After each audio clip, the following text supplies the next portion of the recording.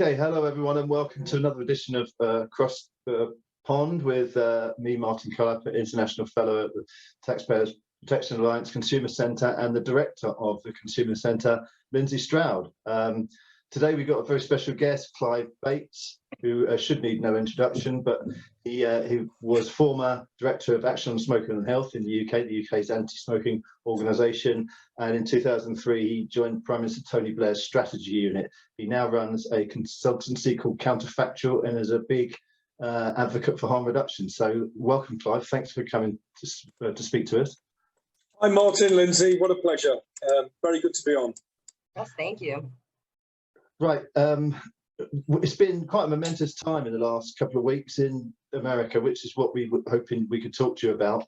I read an article yesterday by Real Clear Policy, which called Joe Biden a prohibition president, because between his menthol ban and very low nicotine proposals and the FDA banning just about every vaping product all over the place, it's effectively prohibition of cigarettes without much outlet for smokers to go to something safer. Do you want to give us your thoughts on the events in the last couple of weeks, just to start us off? Yeah, I mean, I think you can criticise this approach at two levels, really. There's the in-principle approach of banning things that people want to use, and that there's a reasonable liberal libertarian argument against doing that, and just basically taking things off people that they've been using or would like to use, and saying you can't use this anymore for what are usually pretty spurious pretexts. Okay, youth vaping epidemic, things like that, misunderstandings of youth risk behaviours, and so on. So there's that argument, and I think that's actually quite powerful. I generally think prohibitions don't work and shouldn't work for the most part. Obviously it's different if you're doing something that hurts somebody else, but if you're choosing the risks yourself, people do a large number of risky things in society: riding horses, base jumping, driving cars. We don't have a zero risk society. We don't try to eliminate risk completely. And that applies to teenagers as well. We don't lose our minds over teenagers drinking beer, for example, even though if you want to identify what kills young people more, it's much more alcohol, road traffic accidents and so on than it is nicotine use. So that's the set of in-principle actions against the in-principle arguments against these prohibitions. But then the practical arguments are pretty powerful, to be honest. You end up with first of all with a whole series of unintended or unwanted behavioural responses. On the supply side, you get black markets, you get workarounds, and then on the demand side, you get behavioural responses that are potentially adverse from a public health point of view. People switch from vaping to smoking, switch from legally sold and taxed menthol products to illegally sold and untaxed menthol products. You get people who like flavours, who enjoy the diversity of these products, going back to smoke from vaping to smoking. You look at it, and then you say, oh, well, we'll deal with all of that with enforcement, and then you get a whole series of other unintended consequences associated with the excessive police reaction, corruption, and all of the stuff that goes with trying to deal with a market in its illicit form. So I think generally these are pretty terrible proposals, pretty terrible ideas. I think FDA is an incredibly incompetent regulator. Essentially everything they do supports the cigarette trade, supports large commercial entities at the expense of small commercial entities, imposes a de facto ban on flavours, hence vape shops, which they would never be able to justify if they tried to implement that as a product standard, and essentially makes innovation impossible in the United States market. Everything on the market now is backdated, is old, just because the burdens and time taken to get these products approved is so long so arbitrary, so unpredictable, so opaque that hardly anybody wants to even try it now. So one of the reasons that Juul was issued a denial order was its toxicological profile. But Juul are available in a lot of other markets, and they've had to go through an authorization process. So can you kind of speak to like the other markets that they are available in, and kind of, you know, why the FDA did that here in the States? Well, the first thing I'd sort of dispute the premise of your question. They've not been taken off the market because of their toxicological profile at all. They've been taken off the market because there's ambiguities and uncertainties in the evidence and its interpretation as it's been presented to FDA. Now, what a sane regulator would do is pick up the phone, send a letter, contact the company and say, hang on a minute, this isn't as clear as it ought to be. Could you please send us back some evidence that's a bit clearer and explain all this? And this is exactly what they've done in other cases. So if you look at the Philip Morris International filing for a modified risk tobacco products application, the MRTP application for its IQOS product, what you see is a tremendous amount of back and forth between the agency and the company. And in the technical product lead's decision summary for that application, there's a section called regulatory history, and it shows that PMI amended that application 34 times over a period of 3 years, usually in sort of some kind of quite collegiate seeming engagement with FDA that looked as though they were working towards getting a satisfactory evidence base. Now that hasn't happened at all in the Juul case. They just, basically they went quiet for a year and then sort of blew them out of the water, with this marketing denial order that came out of a clear blue sky, picking on something that FDA hadn't properly understood in the application. There isn't an actual toxicological problem because FDA said that in the press release. And if there was, they'd have made a bigger fuss about it. So that's the first thing to say.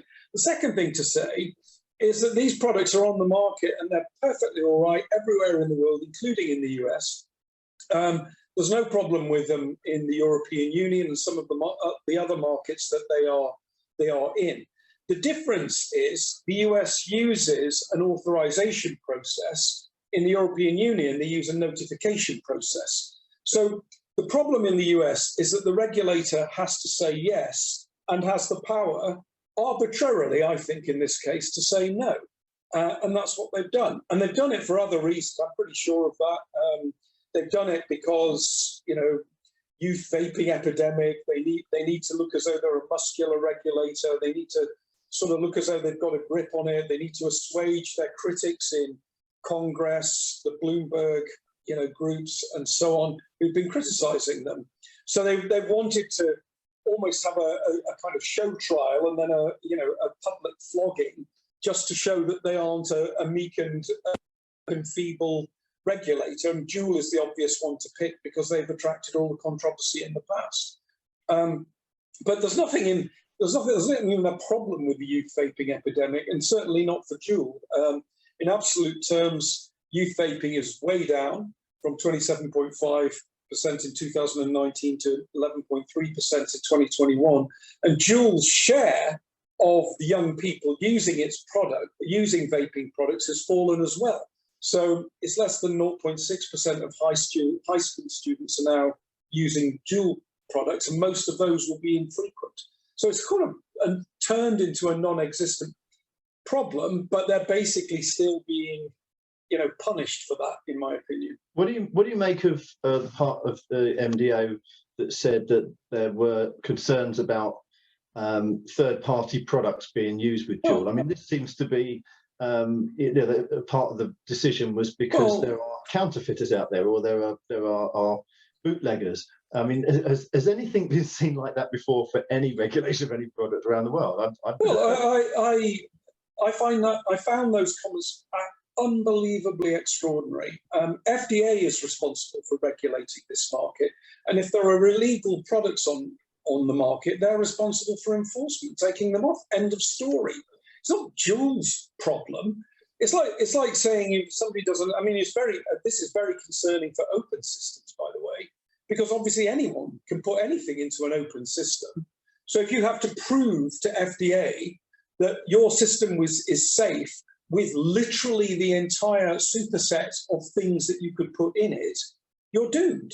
So, you know, when you get down to the logic of this, you see, first of all, an obvious process failure. FDA could have resolved these issues if it had wanted to. You see a strong political pretext for doing a public punishment beating to the most notorious company. And then you look at the precedents, you see this stuff about third-party products, bootleg products, and all the rest of it, and you think, well, that makes no sense from a regulatory point of view. So it doesn't take a big leap to conclude that this action is essentially political, nothing to do with public health. I mean, FDA, it's so infuriating, this. FDA actually, complaining about toxicology, approved a cigarette product not that long ago. It approved the 22nd century nicotine-free cigarette. And I joked at the time, if anybody could make a vaping product that was, A, that toxic, and B, that useless as an alternative to smoking, then everyone would just laugh. But no, it's there on the market and has a toxicology profile that is far, far worse than the Juul product could ever be, even if the things that FDA was saying about it were actually true. And we already know. I mean, we've seen an affidavit from Juul saying that this stuff about leachates, leaching into the pods and everything, those leachates never even showed up in the biomarker studies. So it's a non-story, that. And FDA apparently missed all that when they did the review, to the great incredulity and horror of Juul and everyone else. So where do you think it's going to go from here, Clive? I mean, how do you think it's going to play out? Obviously, they've got the stay now, Juul. Everything seems to look like it's going to. They've got a stay or something with the court, but the judgment hasn't been made. No. They've got an initial stay, an emergency stay that they got on about a week ago. There's currently a process unfolding in the appeals, the DC Appellate Court, in which Juul filed for a longer stay. Okay, so Juul filed on Monday for a longer stay, and then FDA has to respond, and then Juul replies to that. Okay, and that process will work out through till July, and only then will the court grant them a proper stay, pending a much more detailed review of the case, which could take a year or more. So all Juul has at the moment is a lifeline for about a month. It's now campaigning for a lifeline for longer, so it can continue to sell its products through the process of a more substantive review. And that's not a straightforward thing. They have to convince the court that they are likely to prevail on the merits before they can get that. So that's quite a high bar. They have to convince the court at this point that they're likely to win in the substantive review, and only then will the court grant them a stay through the rest of the process. So there's still an existential threat hanging over that company and its 3 million American users of its products, and essentially its users worldwide, because the company will fail if it doesn't have its American market. What are your thoughts on the FDA's other tobacco product standards that it's proposing, removing menthol in combustible cigarettes, removing flavors in cigars, the low nicotine standards? I kind of look at them like what they're doing. It seems like they're kind of dragging their feet on authorization for all these vapor products and just tobacco harm reduction products in general. And they're not really looking at the evidence that smoking rates in the US are at their lowest levels ever, even with all these products still available. Exactly. Yeah. I mean, what they seem to be doing is talking about, I call these policy masterstrokes. So they have these sort of grandiose ideas that they think, well, we'll do this with a new rule, and suddenly every black person won't smoke because we've banned menthol, and people of color like menthol cigarettes. So boom, sorted. Or we'll remove the nicotine from cigarettes, and then no more young people will ever take it up, and adults will find it easier to quit. These are balmy ideas that basically, you know, when you look at them, a menthol ban. First of all, it suffers from this. Well, what's the justification for the prohibition? And you know, it's quite elaborate. You say, well, that menthol enhances the addictive effects, and it makes it easier for more addicted people to use the products less aversively. Blah blah blah. You know, there's an argument there somewhere in the science. Okay, but you still have this thing of it's still a prohibition. You're still taking the preferred products away from people, and they will still have a behavioural response. And that behavioural response is unlikely in most cases to be, I will now quit smoking and do something virtuous instead.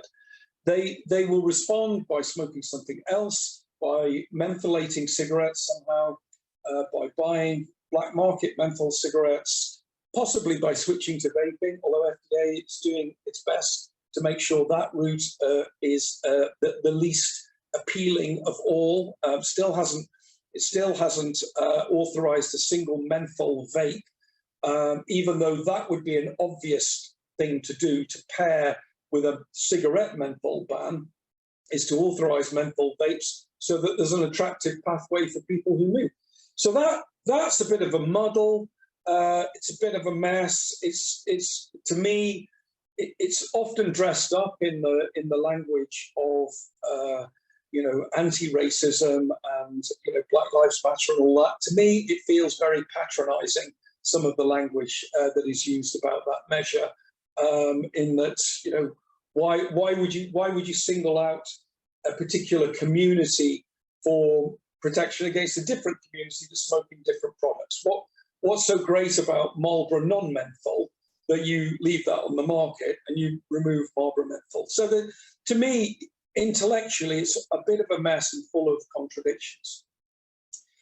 The very low nicotine rule thing is, I mean, basically, they need to, to all intents and practical purposes, that is a ban on cigarettes. Okay, I mean, you could say it's not, because you can still put a cylindrical paper wrap tube of tobacco or denicotinized tobacco on the market, but that's not a cigarette any more than, you know, whiskey with alcohol lowered to 1% is whiskey. It just isn't. It's existentially something different. You know, you define it. You know, cigarettes are essentially all about using nicotine. So it's a prohibition. It again throws everything up in the air. How would people respond to that? You know, would they smoke these products? That, in my view, is the least likely thing to happen. Who wants to spend their own hard-earned money on a nicotine-free cigarette? So they will do different things. They'll buy hand rolling tobacco.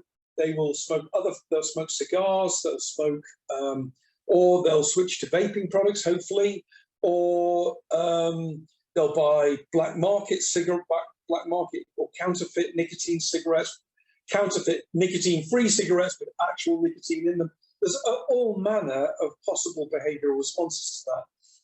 Then you have all the other collateral issues that come with this, that the sort of research community has never bothered to even think about. I mean, the research that supports this measure is pitiful, really. It's mainly randomized controlled trials that tell you what happens when people are made to use these cigarettes or incentivized to use them, which is the least likely behavioral response to these to a very low nicotine rule. But then you get into the politics of this, and you've got, well, what are the effects on farmers in Kentucky and Tennessee? What are the effects on the supply chain? What are the effects on states' tax and master settlement receipts? How does enforcement work? What are the police going to do, bearing in mind that, you know, around 18% of police officers are smokers? What are the corruption opportunities in this? What will enforcement look like in poorer communities? And how will the police or whoever is enforcing this handle it? So you get into all this, real difficulty. What happens if, we've seen this in the United States, pretty sensible public health measures like vaccines and masks get weaponized into American identity politics at the moment. So how will this play out? Taking cigarettes away from 31 million users, how's that going to play out? Will that be politicized, or will everyone go, oh, fair cop, FDA is just doing what's right for us? I think it'll become politicized and weaponized. And then you have to say, well, if you're trying to win an election in 2024, 2028, whenever, are you really going to want to get into this? Who will be the suppliers in this market? White nationalists, maybe, might think that this is an attractive way of blending identity politics and revenue raising. So when you start to think about how this will play out, and accuse me of alarmism, fine, but nobody has been really thinking about how this will play out in the actual political economy of the United States, rather than in a silly randomized controlled trial. Could I just add a tiny aspect? I do bang the drum about this quite a lot, about consumers, and we are the consumer centre at TVA. Do you think that these agencies like the FDA and Biden's administration have got into this mess because, in general, tobacco control does not talk to consumers at all? I don't know any smoker that I know who would not tell you, if you take the nicotine out of cigarettes, they're going to smoke more. I don't know anyone, menthol smoker, who's not going to try and find black market products. And the same with vapors. If the vape products aren't there, they're going to go to a black market. And why don't they just talk to consumers, and they might not get into such a mess? It's interesting. There's a massive empathy deficit here that you don't see to anything like the same extent in the UK, for example, if we're talking about across the pond. So I think you're right. I think we have researchers who they sort of see their science in this area as if they're researching either some kind of animal species that they want to sort of examine under test conditions, or they see themselves as sort of anthropologists exploring, a distant tribe, but without ever really engaging with them or learning their language or anything. And I think that is really a strong point. And I don't see any of them really even trying to or wanting to understand this. And then you get that incredibly offensive narrative about everybody's a shill, or everybody's addicted on nicotine, and their brains are loose, and therefore they're not to be trusted on anything. And then you see research that looks like it's been produced by people who live under a stone when you look at its connection with actual reality. So that is a major problem, and you rarely see really good qualitative research. What you often see is surveys, but then the surveys are full of loaded questions. The way you ask somebody about very low nicotine cigarettes, for example, deeply affects the answer. And then if you're asking people who are, due to years of propaganda, are already confused and think about 60% or so of Americans think that nicotine is the main cause of cancer. They think that smokeless tobacco, most 70-odd% think that smokeless tobacco is just as harmful as smoked tobacco. And I think 62% think that vaping products are at least as harmful or more harmful than cigarettes. So if you ask questions about what people think about measures, their responses are superimposed on severe misconceptions about the thing that they're opining on.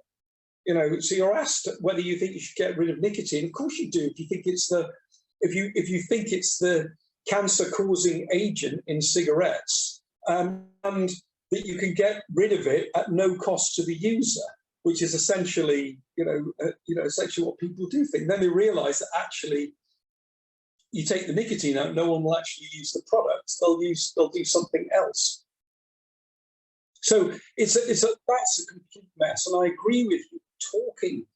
talking to people would be much more sensible. But they've got to the stage now where they won't even talk to people, even if they have a homeopathic level of contact with the industry, a 200 dilution contact with the industry. And, you can't speak to a consumer if they're, so those conversations don't happen. But I have a feeling they just don't want them to happen, because I think they don't want to happen because it could make them happen if they do.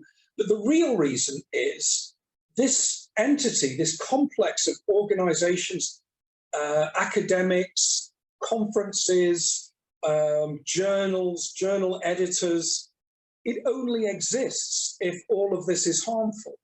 It doesn't really have a role if, vaping products, heated tobacco products, smokeless tobacco products, pouches aren't that harmful, because then you're dealing with something like coffee. And we don't have coffee control conferences. We don't have the Department of Coffee Control at Bloomberg Hopkins, School of Public Health or whatever. So they are very threatened by products that A, consumers like and accept, and B, aren't that harmful. Because where does it leave them? Nowhere, irrelevant. So, they're hugely conflicted over engaging properly in this, because they may get the answers that they don't want. My last thing, I guess, would be to you, would be, what would you tell Americans? It's really hard. I mean, I actually represent everybody from the tobacco. If you want to go smoke.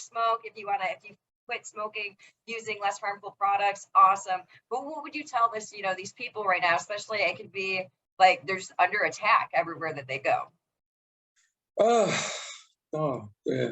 I mean, you have to build a political constituency. You have to try to win over a few more in the expert community who will speak out, make the case, form those kind of bonds. Try to organize. So I'm always a fan of, join a consumer organization, join an industry association. We've got some great players now doing that, and they're winning. I mean, you do a great job, Lindsey, in the in all the state legislatures, trying to stuff the biggest air miles total in the world practically. But just getting out, talking about it, making the case, personalizing it, telling your own story. No need to be too clever about it. You have tell your own story and what it means to you. It's a very powerful, visceral thing that should cut through in politics that is a bit more sound. I'm amazed about the Democrats in this. They should be natural allies in harm reduction. They should, instead of being elitist idiots, they should be recognizing that this is a massive inequities issue. Health disparities are really strongly driven by smoking in the United States and everywhere else. And they could make that an issue of their own. They could get on side with this and say, well, hang on a minute, this is how we get everybody off cigarettes. And basically that's what's happened with the more progressive approach to this in New Zealand, for example. They've realized that this is a way of dealing with health inequities. And they've got, some mad things in New Zealand, but also some good things. So I think making it an issue and selling it as an issue to Democrats, not just Republicans, a libertarian, robust approach to this issue with Republicans, fine. But it should be an issue for Democrats, and framing the case in the language that Democrats do or should understand, I think would be the way to go with this in the United States. I've got a small point on that, just a mischievous one, talking about Democrats. What's the biggest argument at the moment in the United States? My body, my choice. And yet, for some reason, the FDA and Biden don't want to give people a choice to take nicotine in whichever form that they choose.